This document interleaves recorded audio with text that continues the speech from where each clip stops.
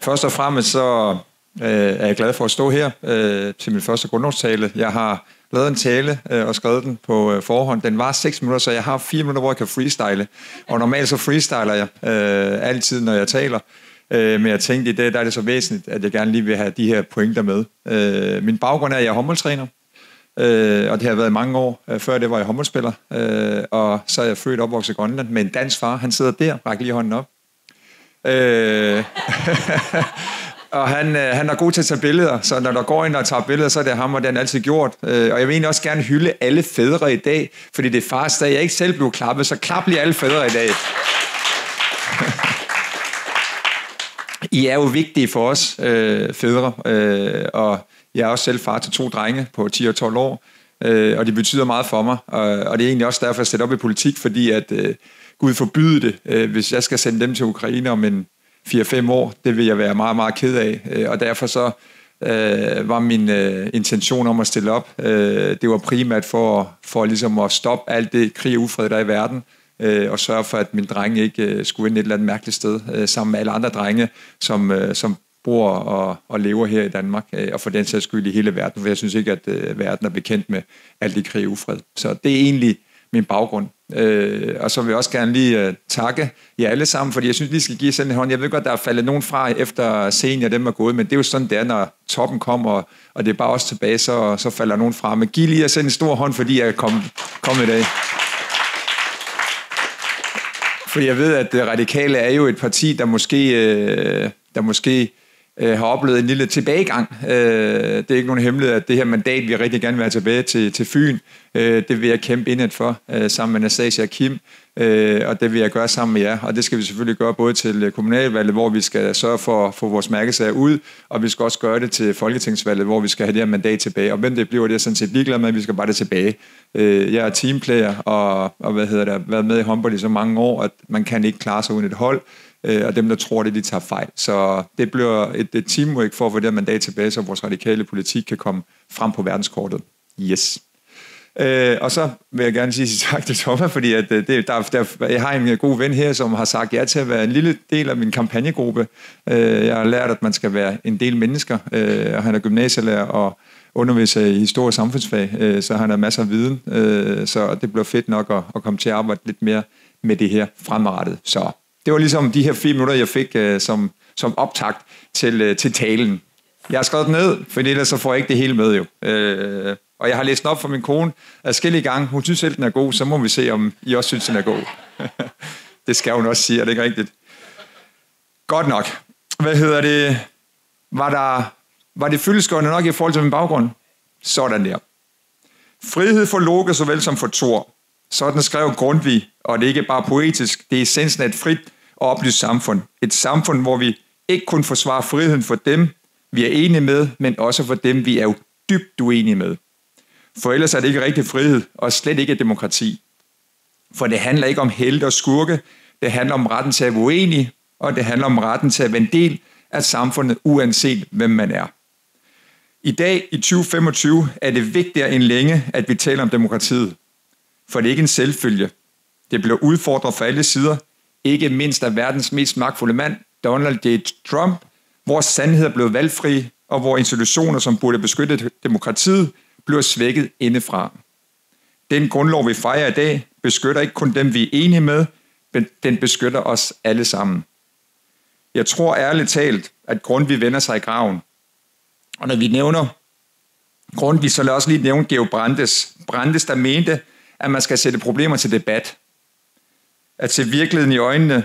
Vi har virkelig et ansvar for at være samfundskritiske. Og spørge, hvad kan vi gøre bedre? Det skylder vi Brandes, og det skylder vi os selv. Hvis Brandes levede, tror jeg, han i dag vil tale om trivselen blandt de unge, eller rettere mistrivselen. Det er let at pege på krig, ufred og klimakrise. Og ja, det spiller selvfølgelig ind på den her mistrivsel. Men vi må også se indad. Vores børn og unge vokser op i en verden, hvor den største dommer er en algoritme, hvor alt er retoucheret, hvor virkeligheden bliver pakket ind i filter og perfektion. Men det er ikke virkeligheden. Virkeligheden er dårlige hårddage. Jeg ved ikke, om jeg har en i dag, for jeg har ikke set mig i spejlet siden i morges. Dårlig humør, bumser, ubehagelige følelser, og det skal der være plads til. Vi skal have unge mennesker ud i virkeligheden. Ikke foran en skærm, men ind i fællesskaber. Ind i kroppen, ud i naturen, ind i samtaler, rigtige samtaler, fysiske møder, hvor man ikke kan swipe væk, ligesom man kan på så mange andre apps. Og her kommer mærkes ind i politik. Foreningslivet. Foreningslivet er noget af det mest styrbare, vi har. Det er her, vi lærer at være sammen. Det er her, vi lærer at være en del af noget større. Uanset om det er fodbold, spejder, ungdomspolitik, voksenpolitik eller keramik. Foreningslivet er dannelse. Det er fysisk og mental sundhed. Det er modgiften til ensomhed, til skærmtræthed og til følelsen af ikke at høre til. Men foreningslivet skal have hjælp, ellers risikerer vi, at det dør langsomt ud, mens vores børn og unge fryser fast foran skærmen. Hvordan hjælper vi det på vej? Jeg har et par bud på det. Først og fremmest, så synes jeg, at kontingenterne er blevet for høje. Ude i TPI, hvor vi har vores børn til at gå i forening, betaler 1.500 kroner per halvår per dreng. Og det bliver dyrere nu, når vi skal have bygget en kunststofbane.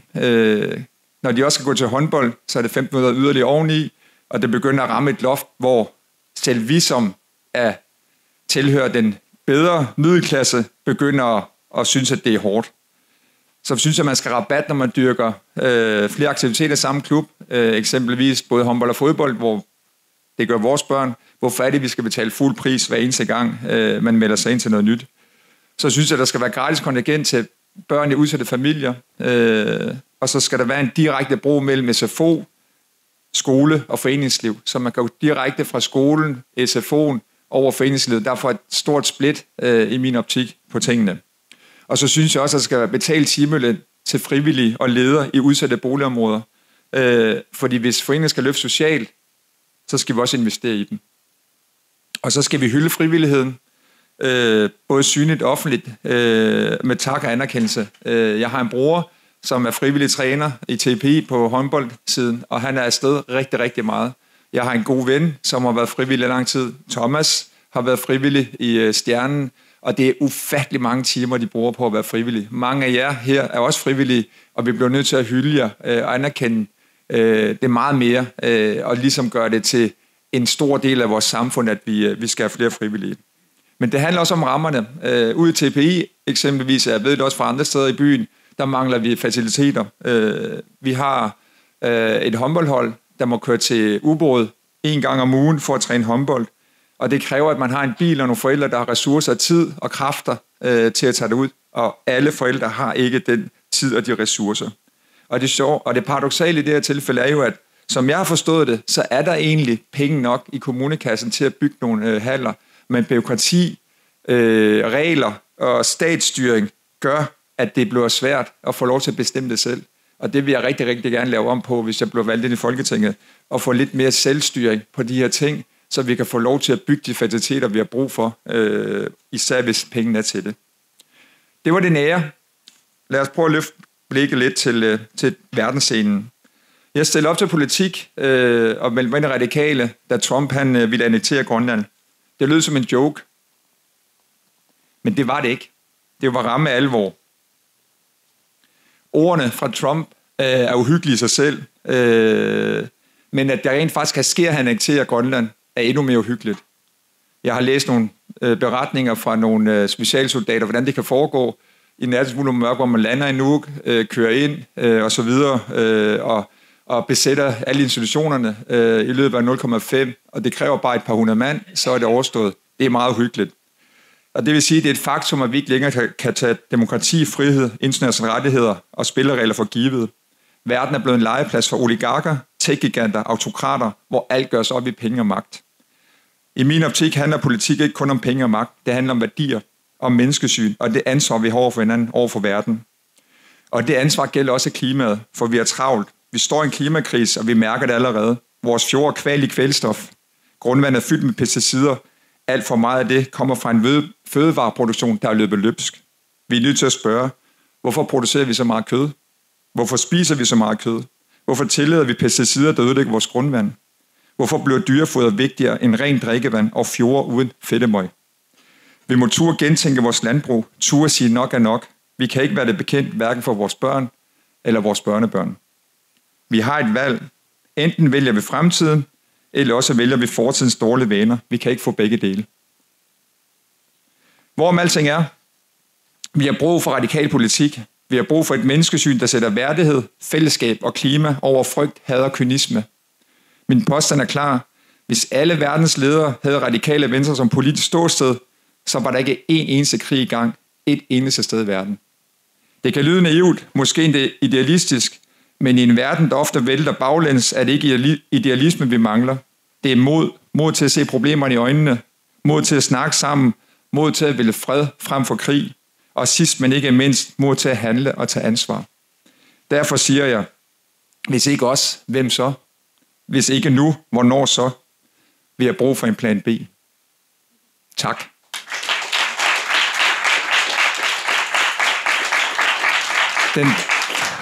Mange tak. Den tog lidt kortere tid, fordi jeg kom til at tale for hurtigt, men så er det nok det første gang, ja. Så er der spørgsmålsrunden. Ja, Lærke. Tak, Nikolaj. Nu nævner du det her med, at der er et større behov for frivillige. Men noget, jeg følte, der lidt manglede i din analyse af foreningslivet, det er, at det kan være sindssygt dyrt at blive frivillig. Jeg har tidligere været spejderleder i FDF, og der var jeg heldig at komme fra en del af Odense, hvor man havde penge til at kunne betale for den uddannelse, det krævede. Min bror spiller også håndbold, har snakket om, at han gerne vil være håndboldspiller på et tidspunkt. Det lyder også til, eller gerne vil være håndboldtræner på et tidspunkt, det lyder også til at være halvdyrt. Så altså, skal vi kigge på, om der skal være noget tilskud til de her foreningsuddannelser. Altså, hvis vi gerne vil have håndboldtrænere, spejderledere, så bliver vi vel også nødt til at sørge for, at alle ligesom har mulighed for at blive det. Jeg vil ikke stå her og love, at vi kan bruge en masse penge på at betale frivillige for at blive ikke frivillige. Jeg kan i hvert fald konstatere, at ude i min egen kreds, eller klub, TPI, hvor mine drenge går, der kan jeg godt undre mig over, at mange af de kontingentpenge, vi betaler, som jo ikke er små, 1.500 plus lidt mere nu her, når vi skal til at bygge en kunststofbane, de går jo primært til et første hold i, hvad spiller de i anden division?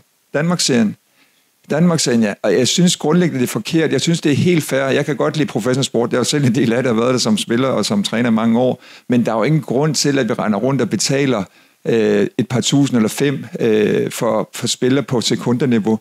Lad dem nu bare spille frivilligt. Og hvis de så bliver dygtige nok, så skal de der professionelle klubber nok tage dem. Og den kontingent, vi så betaler, skal vi da hellere bruge på at betale vores frivillige ledere for at være træner. Det kan godt være ikke pludselig betale en decideret løn, men så i hvert fald give dem det, de har behov for af hjælp. Og meget af det går også op i altså, hold op, hvor bruger de meget tid på at planlægge sociale medier, turneringer og alt muligt andet. Hvis man nu kunne få nogle af de her penge kanaliseret frem til nogle administrative personale, der kunne hjælpe med kalender, Facebook-opslag og der skriver til forældrene og alt muligt andet med tøj, vil det være genialt. Og så må de jo gerne få en tøjpakke, som man betaler for. De må også gerne få kørepenge og telefonpenge inden for reglerne, så vi kan sagtens gentænke det sådan, så det ikke er så alternativet skal være, at en ung menneske, der gerne vil være træner, han skal da ikke arbejde som ekspedient i Netto eller et eller andet, hvis han kan være, træner et eller andet sted i byen, og så få en lille skilling for det. Det har jeg indtil det imod, for at svare på det spørgsmål. Kort.